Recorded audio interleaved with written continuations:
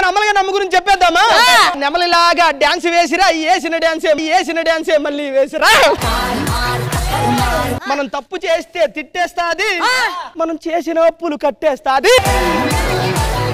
మధ్యలో తన పరిస్థితి ఏమైందో తెలుసా? ఆవిడ ఊరేమో చెన్నై, వచ్చే చెక్కులేమో చిన్నై, చేసే దానాలేమో పెద్దయి, ఇంకా ఎంత మిగిలి ఉన్నాయి. ఖైదీ నెంబర్ 299 తప్పించుకున్నాడు. సార్ ఆడి జైలు నుంచి ఎలా తప్పించుకున్నాడు అని అడుగుతున్నారు. పదిలం కదా దాచేసుకో